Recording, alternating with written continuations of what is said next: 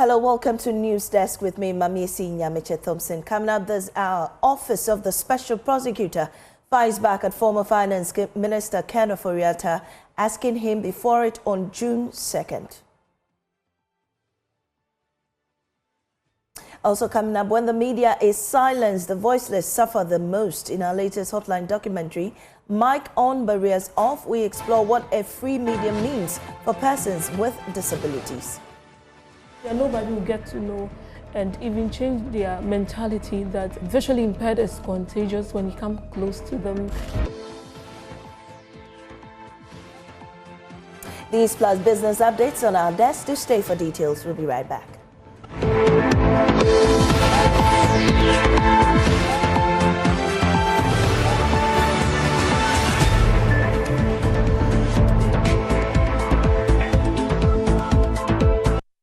Welcome back. And in our first story, the Office of the Special Prosecutor has directed former Finance Minister Ken Ofori-Atta to appear before it on June 2, 2025 or face the consequences.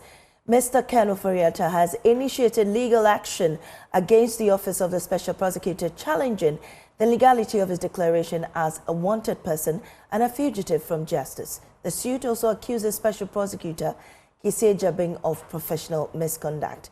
And we've been joined by Kweku Asante to break this down for us.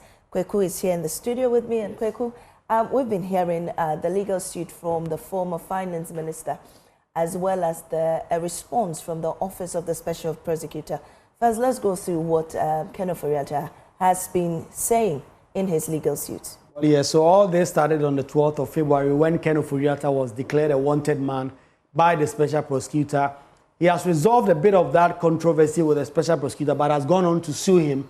He wants an immediate removal of the photograph and the details that the Special Prosecutor published on his website regarding him from that website, because he does not believe that the Special Prosecutor had any legal basis to do that. If you look at the other relief, he says he wants compensation from the state, the Special Prosecutor, for unlawfully declaring him as a wanted man, for unlawfully publicizing on the OSP's website that he, Ken Ofori-Atta, was a wanted man, and for keeping Ken Ofori-Atta's photograph and details on the website as a wanted person, contrary to the contents of the letter of 18 February regarding he. He also wants the court to direct the Special Prosecutor to respond to his letter as required by law to all, as well as all the other letters of the applicants to his lawyers, Ken Ofori-Atta's lawyers, regarding any issues that remain outstanding. So if you look at the reliefs and the key issues that are being sought by Ken Ofori-Atta in this matter, that's exactly what he's asking for, Mamiesi. Well, we've heard of the reliefs that he's seeking, but what's been the response from the OSP?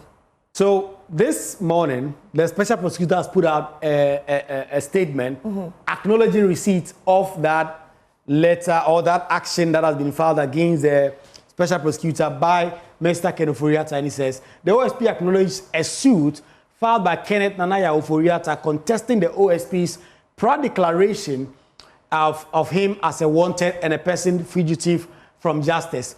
The statement continues that Mr. Ofori-Atta formally requested the OSP to remove his name from the OSP's list of wanted persons, with the assurances that the OSP, that Ken Ofori-Atta will make himself available for questioning on a definite date. The OSP, in good faith and on the basis of Ken Ofori-Atta's assurance, granted his request and removed his name from the OSP's list of wanted persons, pending his personal attendance at the OSP at a definite date. Mr. Ofori-Atta is mandatorily required to appear in person before the OSP on 2nd June 2025. If Mr. Ofori-Atta fails, and this is the instructive part, if Mr. Ofori-Atta fails to attend the OSP on the scheduled date, he shall be re-entered on the OSP's list of wanted persons, and the OSP shall consider him a fugitive from justice, whereupon the OSP will cause the issuance of an Interpol red notice in this regard, and also cause the initiation of extradition proceedings in any jurisdiction he may be found. So Ken Ofori-Atta, the OSP is telling him that if he does not come to the country on June 2 to face questions from the OSP and its investigators, not only will he be put back on the list of wanted persons, a red notice Interpol alert will be issued against him and he will be extradited to the country. That is the threat from the Special Prosecutor Kisseji. But isn't that interesting, because Ken Ofori-Atta has been liaising with the OSP's office and also, asked him to give him some time because he's, treating himself outside the country. Well, yes. Why then does the OSP still, insist on this? Is there anything we don't know about? Well, there was a letter from the lawyers of Ken Ofori-Atta to the Special Prosecutor that did indicate, like you said, that he was undergoing treatment outside the country, and that looking at all the permutations, that treatment will end by the end of May. It is on this basis that 2nd June has been scheduled as the date for him to return and face in-person questions from the OSPs. Right. It's very interesting because the belief of a lot of analysts is that the OSP is responding to that suit that has been filed. They say that if you have come to us in good faith and we have taken you off our wanted list from our website, and then you on that basis proceed to sue us, then we are going to show you that we have the power to do what we are going to do. And so on 2nd June, if you don't show up, we're actually going to put you back on that red notice, and we are even going to take even higher stance against you. And so this is going to go on. Perhaps we'll be looking forward to see what the response of Ken Ofori-Atta's lawyers will be to this, and when exactly the court itself will set a date to hear Ken Ofori-Atta's application on this matter. Thank you so much, Kotoka Airport. Very grateful for your time on News Desk. Well, we have on the line with us on Zoom, we have Martin Pebu. He's a lawyer and he's going to help us understand some of these legalese. Martin, we're grateful for your time on News Desk. Martin, are you there? Yes, I'm here. Can you hear me? I can hear you now. So we've heard from the OSP, we've heard from the former finance minister, Ken Ofori-Atta. First of all, this deepening rift between these two personalities, does the OSP have the power to declare a person wanted in the interest of criminal investigations? Oh, absolutely. That one is not subject to debate. The reason is that the OSP Act is very clear that the OSP has police powers. So the same powers that the Ghana Police Service has, the OSP also has. So it's rather a question of the procedure for declaring a person wanted. So that's what we should be looking at. Yeah. So you see that in their second relief, Ofori-Atta is saying that the OSP declared him wanted without going to court. But I also hear the OSP saying they went to court for an arrest warrant. So it means that we may have to wait and see what evidence is given to the court. Then we can judge who is right and who is wrong, because that one is a matter of evidence.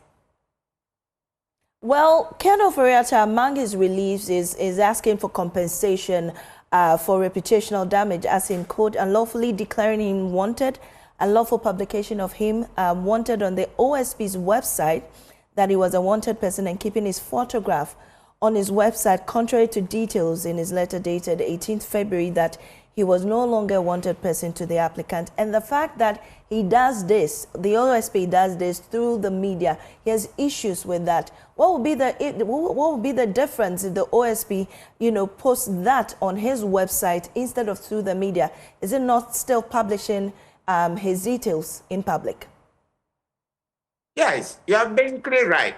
The OSP website is also a public form of communication. Anybody can go there and access information. Yes, so as I said, the main thing, you see, even before we go back to that point, yesterday, when I checked the OSP website, I didn't see Ofori-Atta's details there and his picture. I only saw 4 other names. So I don't know what they are talking about to say that his details are still there. Because yesterday, definitely, I checked I saw 4 names, not Ofori-Atta included. Good. Now let's go to the other side of it. The request for damages, etc. As I said, they are all basically hinged on whether OSP went to court for an arrest warrant. If OSP did, then it means that Ofori-Atta will have a huge hurdle to clear. So this one, we will just say that basically, let's wait and see how it pans out in court. Well, suffice to say that an injunction against the OSP from reissuing, a declaration of being wanted again, insisting that he had no power to do that without a court order. Suffice to say, there was a court order. I mean, how does this turn around Ken Ofori-Atta's issue in court?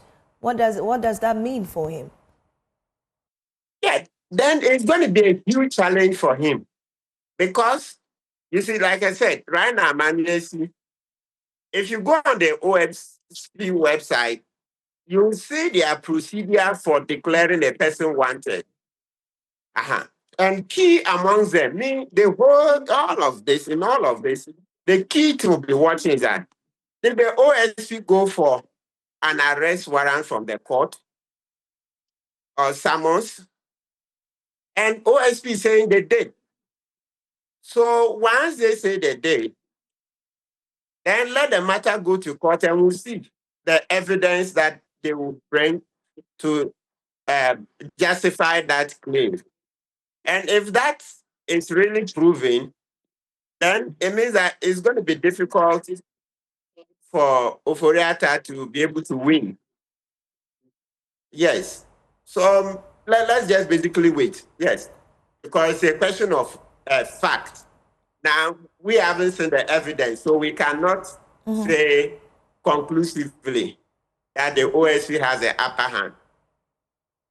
But once they say they have it, then let's wait for the matter to be heard by the court. Right. So, Martin, I'm a little bit confused here. I mean, can't there be any form of communication between the OSP face-to-face? Can he not? Or if he can, why can't the OSP just go ahead and proffer charges against the former finance minister? Good. So what happens is that in our criminal practice, okay, the way we practice criminal law, usually whether it's Yoko, the police, or OSP, the charging of this an accused person, or let's say call him a suspect. Yes, it's when he's charged that you call him accused. It is done in the offices of the investigating body. We don't usually charge the person in court, no. Okay. The reason is this. Let me explain how the charging is done. You see, when the person is brought in, his first caution, so we call the statement that he gives. That is to say, they will say, Mamiesi, we are investigating you. Touch wood, but we'll use you as an example. So, Mamiesi Nyameche, we are investigating you for, let's say, causing financial loss of 100,000 Ghana cedis. What do you have to say? So then you tell them your version, including simply saying, no comment. Then you sign and direct. I mean, there are other things about you have the right to keep quiet, blah, blah. All of that will be written on the paper before you write your statement that I have no comment. Then you sign and then they will conclude. But if after your no comment, they think they have enough evidence against you, there and there, in the next 5 minutes, they can go to stage 2, which will be to say they are charging you with the offense. So if they say they are charging you, then presumably they've gathered enough evidence by themselves. So my point is that the charging is usually done face to face in their offices. So that's where the Ofori-Atta problem comes in. Ofori-Atta needs to come to the OSP office. If maybe through this case, he's not willing to come, when the case goes to court, maybe we'll see whether the court will now say that, listen, the person is not coming into your offices. We will take it that he's been charged, and then the case will go on. It should be possible, but let me not run ahead of the court. So for now, when we say we are going to charge somebody, please, for emphasis, the charging is not usually done in the courtroom. What you see in the courtroom is the charges are read and explained to the person that's the accused, and then he will plead whether guilty or not guilty, and the other ones that are too technical, we shouldn't go into. Then the trial will continue. But when it comes to charging, that is to say, officially, the investigative body thinks that you have a case to answer. I'm using that phrase loosely. They do it in their office. So let's see how this one will pan out.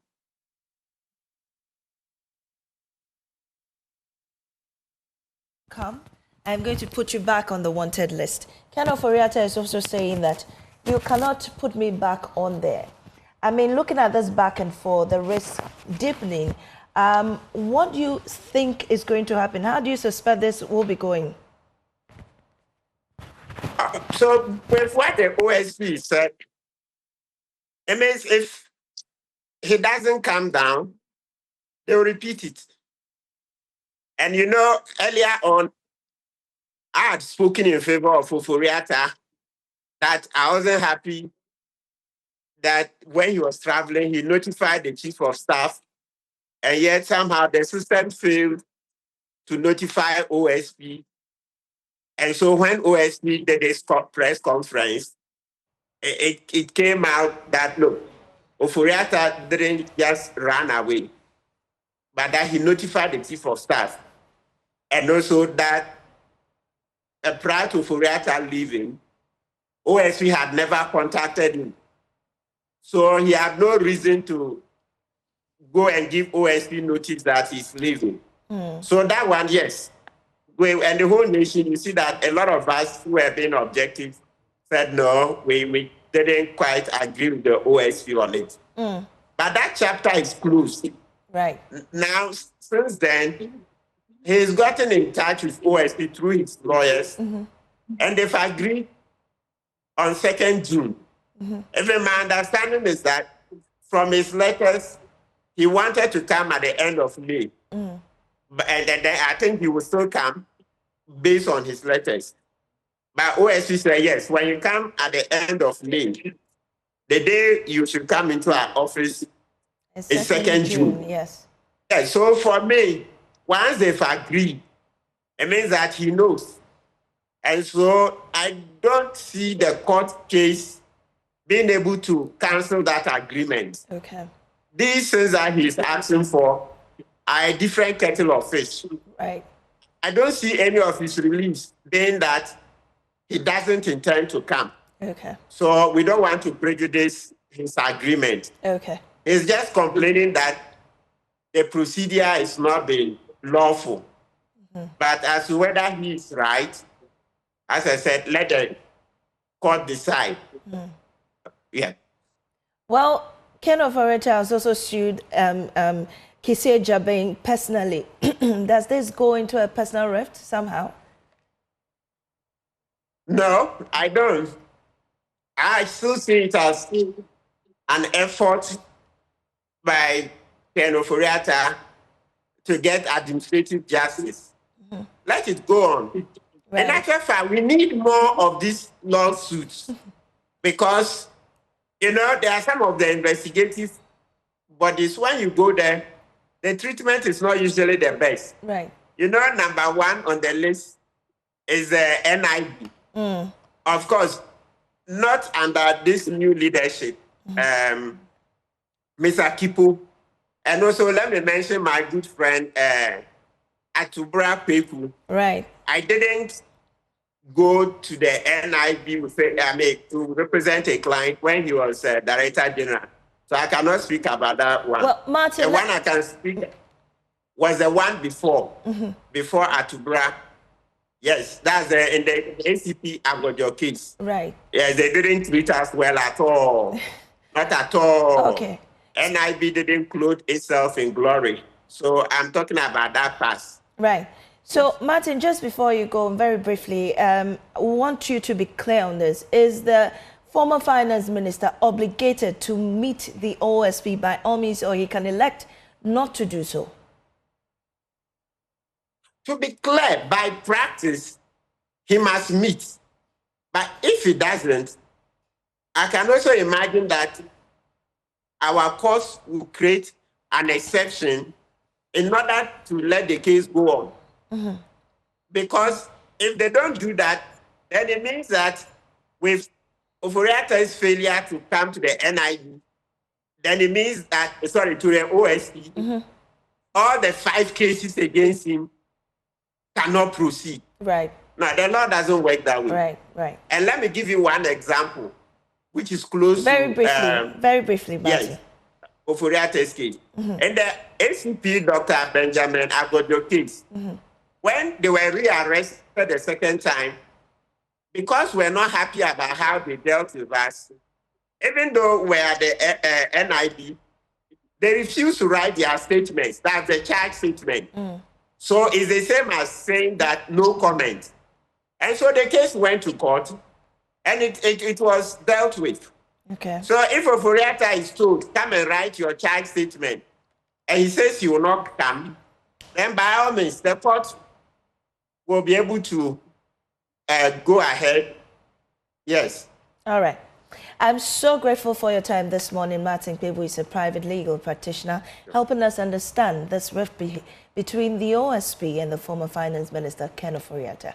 Now, moving on, pressure is mounting on the newly appointed Inspector General of Police, Christian Yonu, to reverse the centralized communication system imposed under his predecessor, Dr. George Akufo-Dampare, which effectively silenced regional police PROs. Dr. Dampare's directive was also criticized for stifling timely information flow to media houses, including ours, of course.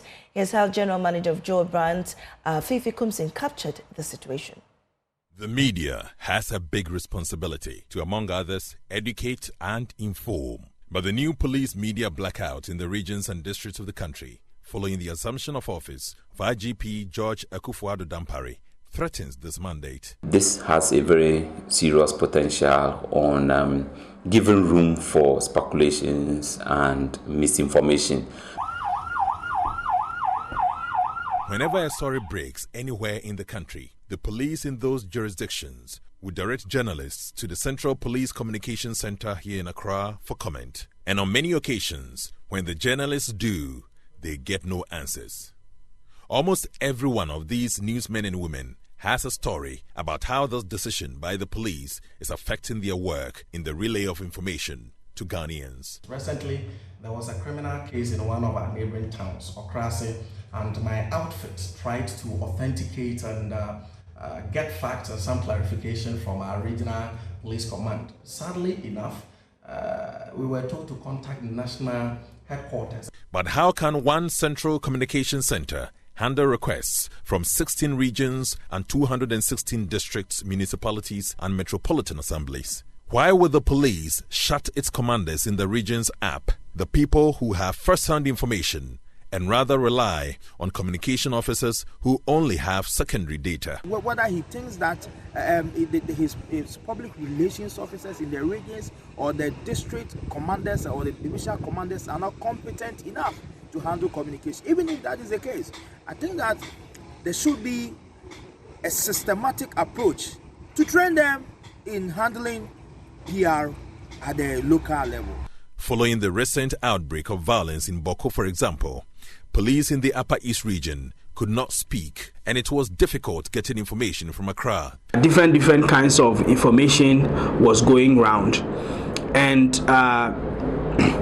the police PRO kept saying that he did not have information for me.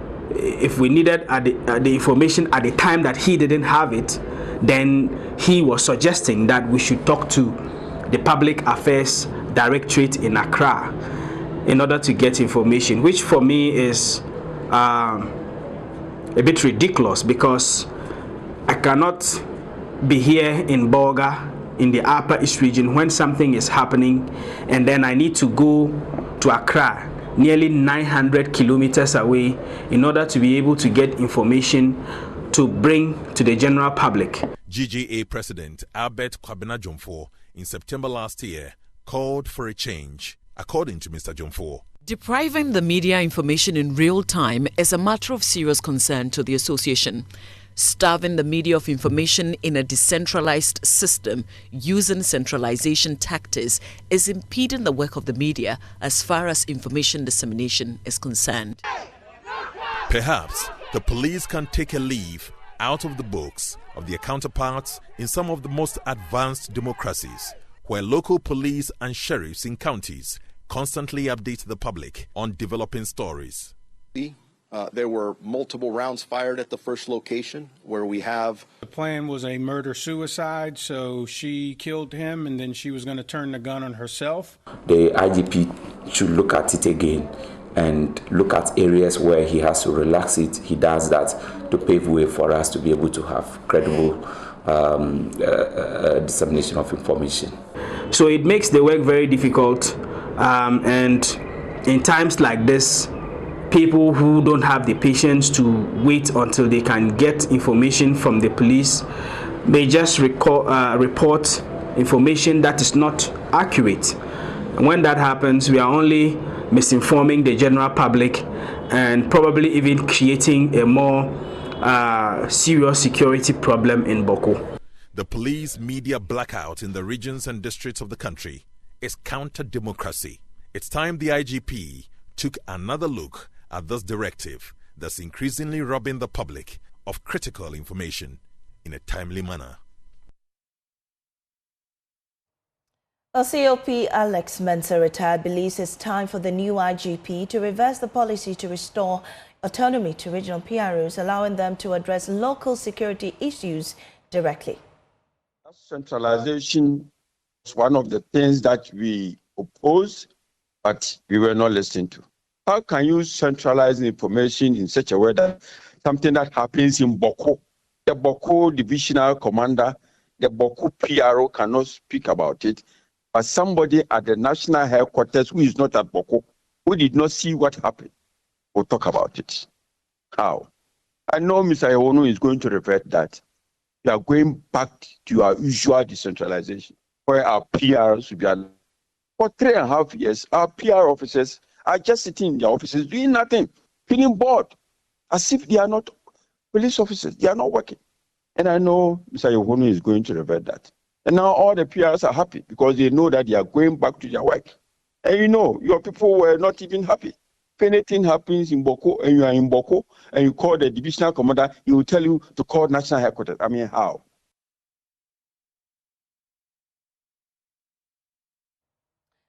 Well, let's stay a while longer in the media. Joy News' latest hotline documentary, Mike on Barriers Off, produced by Emmanuel Juvenu, highlights the critical role of a free media in amplifying the voices of persons with disabilities. It examines how press freedom serves as the bridge to the world, providing access to opportunities and visibility. However, as media freedoms come under attack, their stories risk being silenced. Here are excerpts.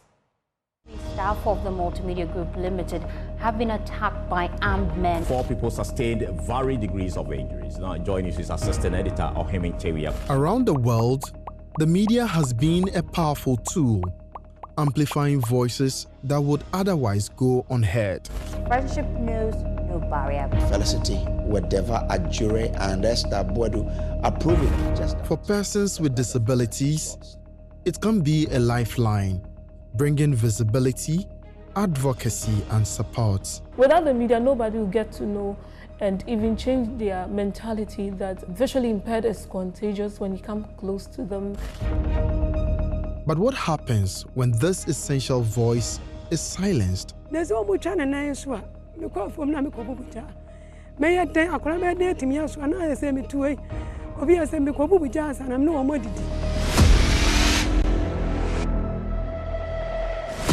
Journalists are facing increasing risks while gathering the truth.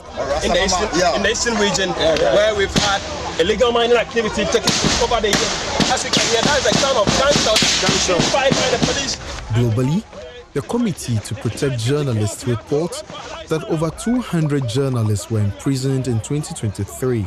I called the roll for some of my friends and colleagues who are living testimonies. But all over the world, there are thousands whose memories go 6 feet deep. Why?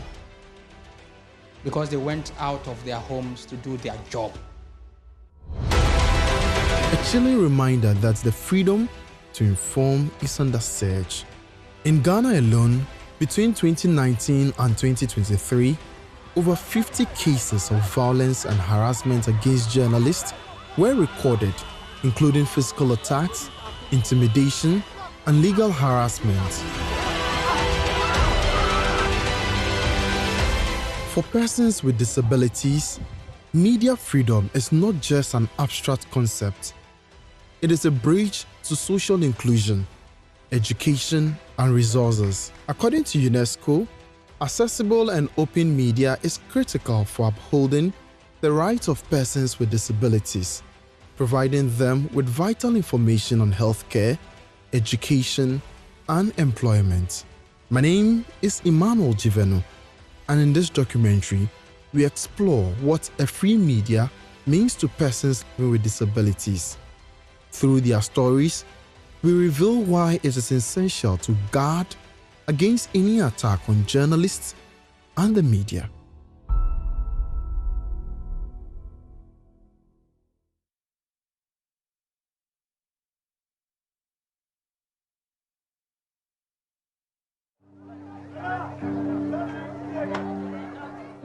In a country where the voices of many are often unheard, some stories are hidden in plain sight. For people living with disabilities, even the most basic tasks can become monumental. But through the lenses of the media, their struggles, victories, and humanity are revealed, showing the world not just their challenges, but their strength.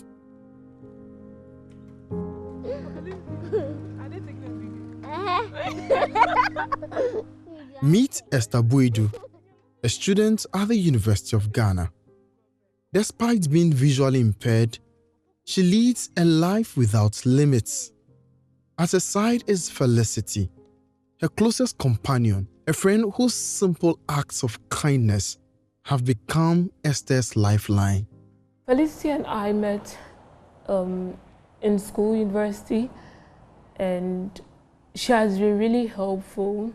We bond a lot, and without the media, nobody is going to know of our friendship, get to know that a person living with disability and can the pleasure and visually impaired, it is possible to be friends. But with them, the world got to know that, yes, even those that can see, normally they have quarrels, but the bond between Felicity and I is different. And it has inspired people a lot.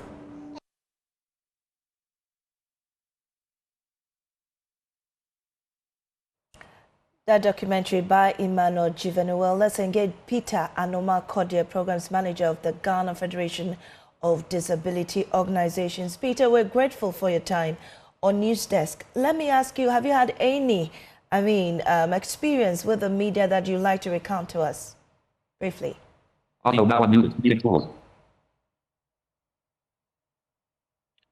good.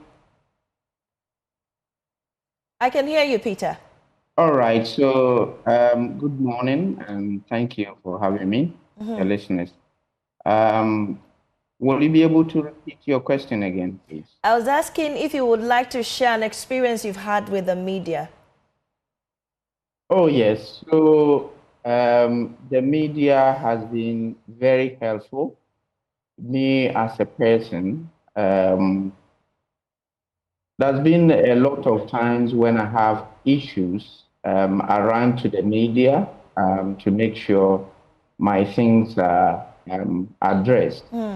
And based on this, I've been having some training for some media houses on good terminologies to use when reporting on persons with disabilities and other things that we think it will help persons with disabilities.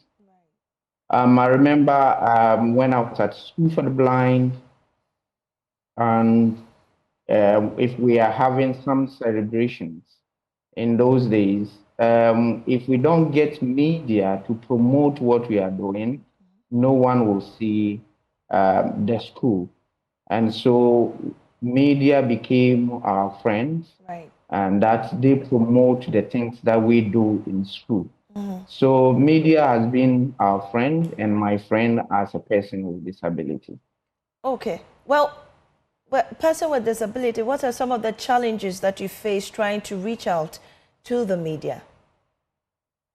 All right. So in terms of the challenges, has been sometimes inaccurate stereotypes that some media outlets promote on their platforms, indicating that persons with disabilities are helpless and inspirational solely because of their disability. And some of them, sometimes in terms of the movies, the dramas they show, they always show the pity side of persons with disability.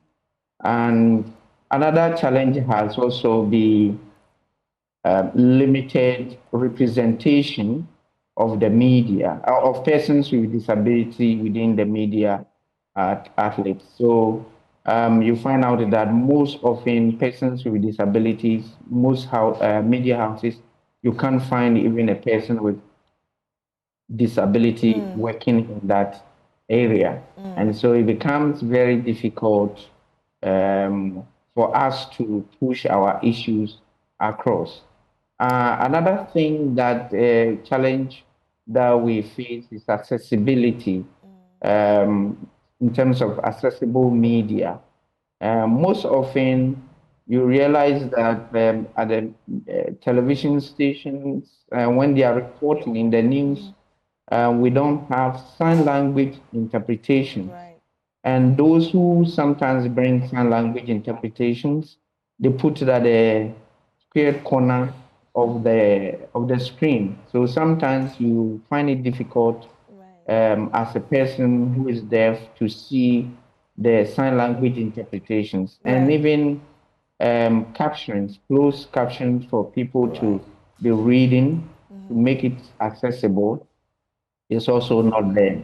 And sometimes as a visually impaired person, myself, who is a visually impaired, you are watching news or programs on television, and then the media person or the presenter will tell you, if you want to contribute to this program, just call the number on the screen. Instead of describing or calling the number, you just say that the number on the screen. So it makes it inaccessible for a visually impaired person who want to contribute to such programs.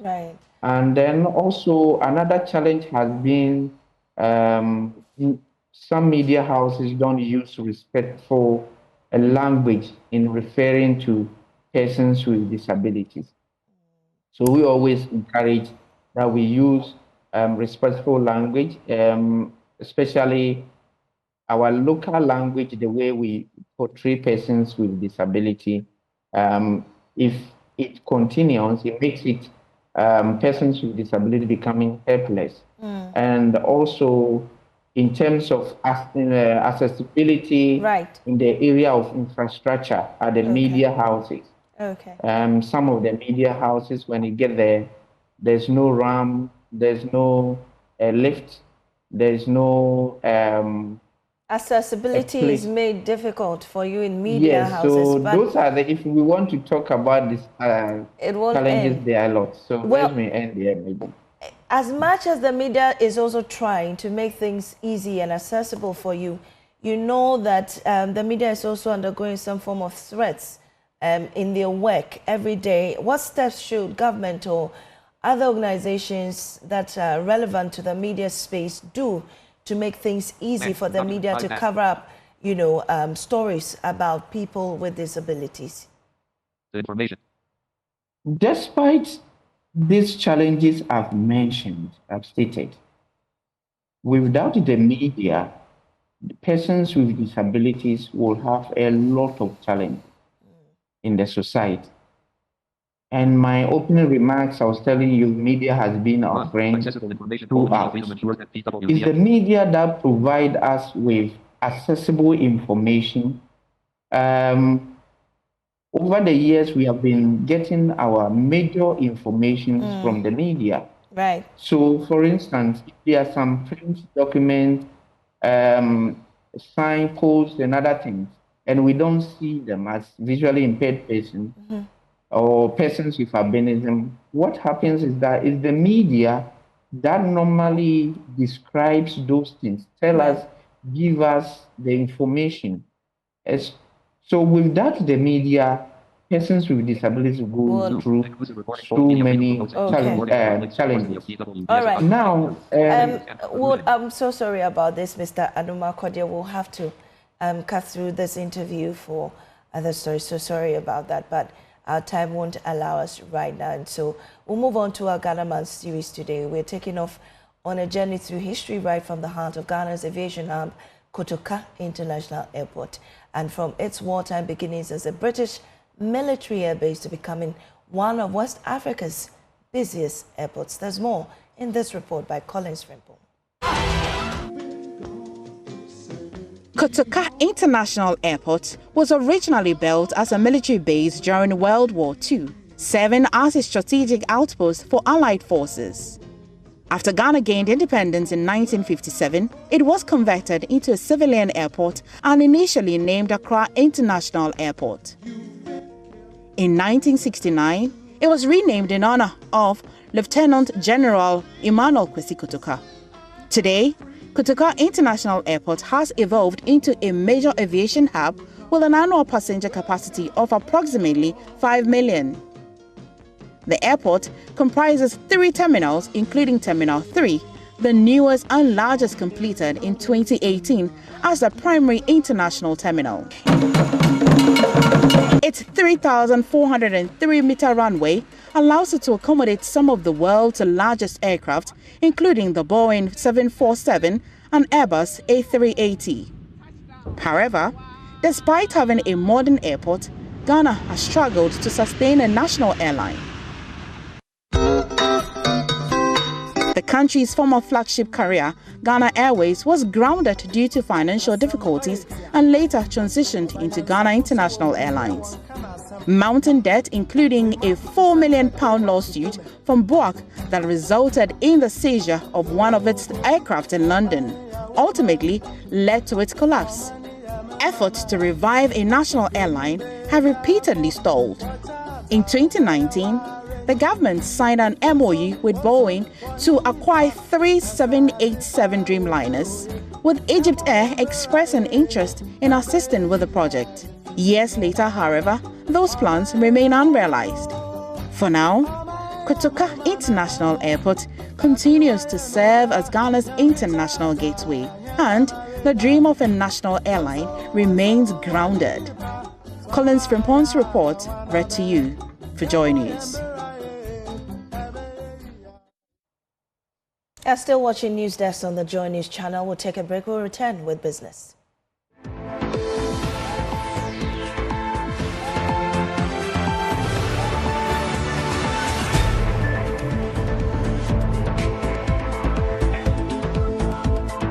Welcome back to business here on News Desk. My name is Winston Taki, and out for first business story. The bulk oil storage and transportation board has taken a step further in the country's quest to move towards clean energy. This follows decision by the company to deploy green technology at some selected depots across the country to diversify its energy use. Deputy Managing Director of BOS, Adjoa Sewa Bonji, in an interview with Joy Business, disclosed that this move will ensure that the country's energy transition drive is enhanced. We now have a green transition department. We are ensuring that all our depots are also going to have alternative sources of energy. It's something that is in its infancy. We want to achieve results because we want to ensure that our carbon print is also minimized, because you know the job that we do, we are tracking fuel from Tema to other parts of the country, which we know cause a lot of pollution. So we are trying to ensure that there's a balance in our use of energy. And we are hoping to do other things that it's still in its infancy. So as my MD and I would say, want to get results first. But I know that the Energy Minister has set up the Green Transition Committee, and then he's hoping that with the consultation from the various people who are on the committee, Ghana will be able to not just do the green transition, but also do the just transition, yes. In other development, Executive Director of the UK-Ghana Chamber of Commerce, Adwoa Chiama, has indicated the chamber is working with some women-led businesses to find solutions with barriers affecting their operations. She spoke to Joy Business at the 2025 International Women's Day Networking Brunch in Accra. The 2025 networking branch, organized by the UK-Ghana Chamber of Commerce and the British High Commission, is part of the International Women's Day celebration to support women expand their businesses. Executive Director of the UK-Ghana Chamber of Commerce, Adwoa Chiama, said the chamber will work to improve women-led businesses to take advantage of the African Continental Free Trade Area. Now, one of the things I would like to make clear is that the cause of women is not peculiar to women alone. Whatever challenges women face are similar to the challenges men face when it comes to business. So business challenges do not choose the gender of who it needs to affect. We've been running our annual business climate or business environment and competitiveness survey since 2019, and it's always the same business challenges: access to finance, government bureaucracy, frustrations with the tax administration system, electricity may either be the cost of electricity or access to power. So it's the same. UK High Commissioner to Ghana, Her Excellency Harriet Thompson, pledged their support to providing more capacity building and funding to these businesses. The whole of our posts, our missions, our high commissions and our embassies across Africa for the British Diplomatic Service. And that's because we want to take advantage of this longer opportunity in the month where international women's day falls, both to celebrate the progress that's been made towards gender equality, but also to remind ourselves of the barriers that there still are to overcome. And as we've done today, to start talking about, to talk more about the things that we can each do as individuals. The 2025 International Women's Day Networking Branch was under the theme Increasing Women's Leadership and Representation in Decision-Making Across Industries.